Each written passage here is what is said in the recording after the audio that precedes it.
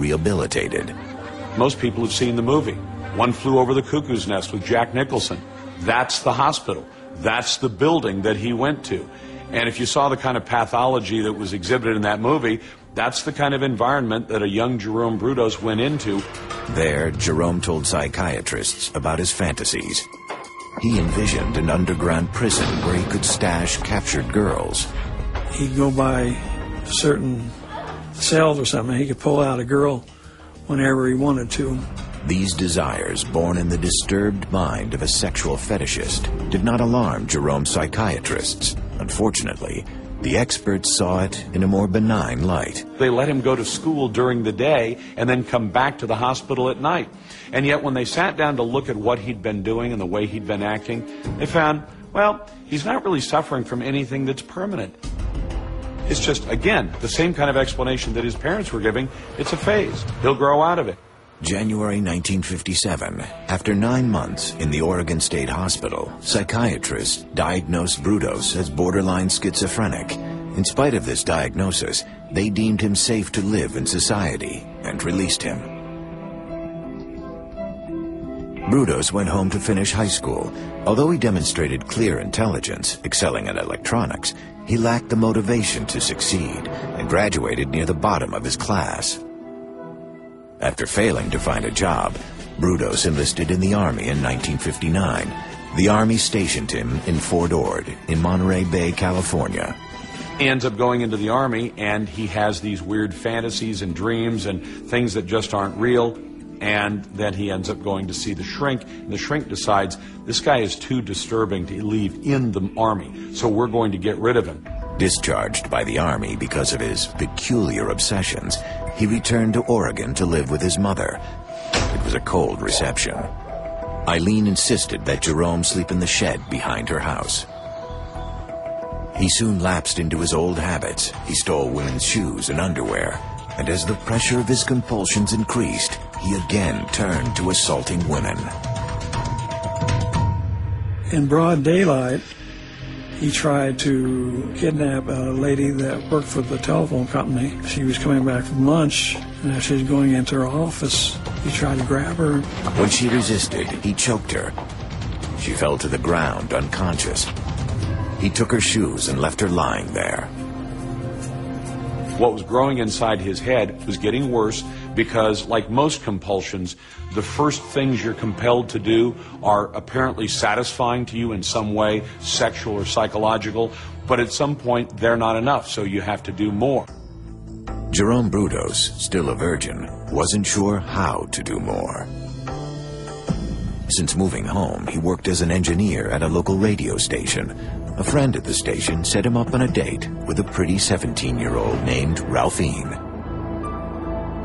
That was the first positive thing, the first interacting social behavior that he'd ever engaged in.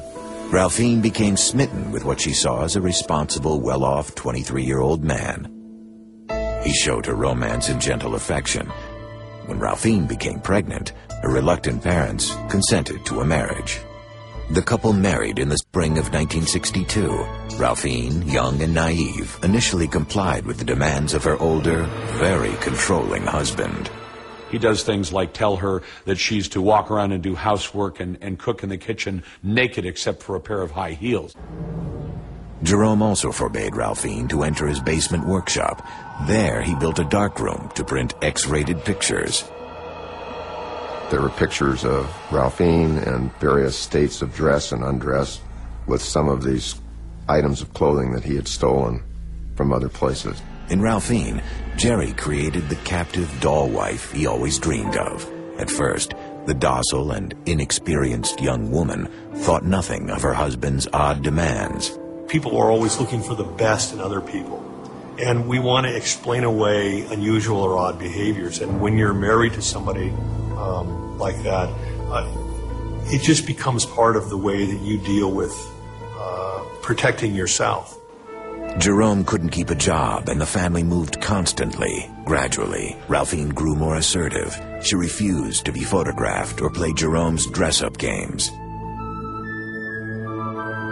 As Ralphine pulled away, Brudos sought other ways to fulfill his sexual fantasies. He secretly dressed in women's clothing, often wearing women's underwear under his work clothes.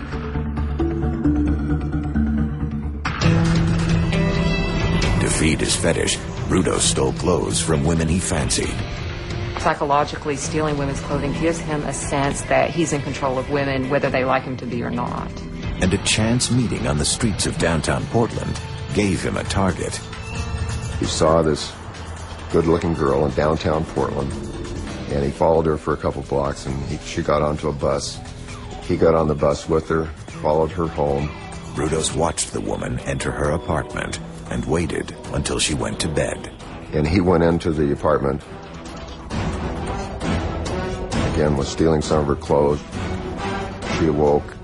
He jumped on the bed, strangled her, and had sex with her. With the rape, Jerry slipped further into his sadistic fantasy world. The next step would be all too easy.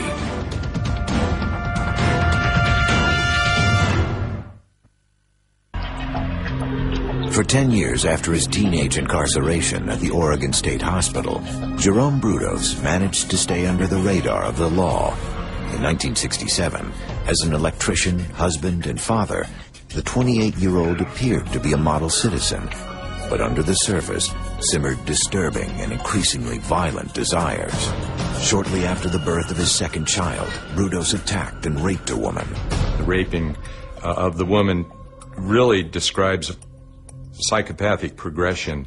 He's acting out, he's getting bolder, he's getting braver, he has more confidence in his ability to commit these kinds of crimes and go undetected. And frustrations at home drove Jerome to greater excess. His wife Ralphine busied herself raising their 2 children. She had no time to indulge his sexual fantasies.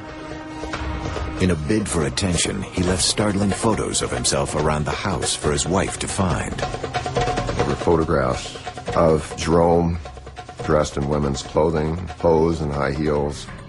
His wife ignored the cross-dressing photos, and increasingly, Brudos spent time alone in his basement workshop. When these people get married, they pick somebody who's not really going to ask too many questions. She doesn't really want to know the full story. I think that would be too psychologically damaging. On January 26, 1968, 19-year-old Linda Slauson walked door to door in the Brudos' neighborhood, selling encyclopedias.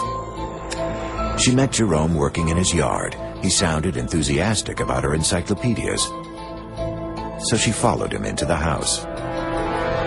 Lured her down to the basement, the pretense of wanting to not bother the people upstairs. And once he had her down in the basement, walked up behind her and hit her over the head with a 2x4. The blow didn't kill her. Brudos finished the job by strangling Linda until her body went limp. Next, he went upstairs, gave his wife some money, and told her to take the kids out for fast food. The hallmarks of psychopathy are this lack of empathy, a sense of entitlement, narcissism. Most serial killers are psychopaths. It is the personality disorder that allows them to commit a homicide and come up and deal with their family as if nothing's happened. With his family out of the house, Brudos acted out his sexual fantasies with his dead victim. For certain serial killers, the good parts for them are the interaction with the dead body. And that control and that closeness that they have.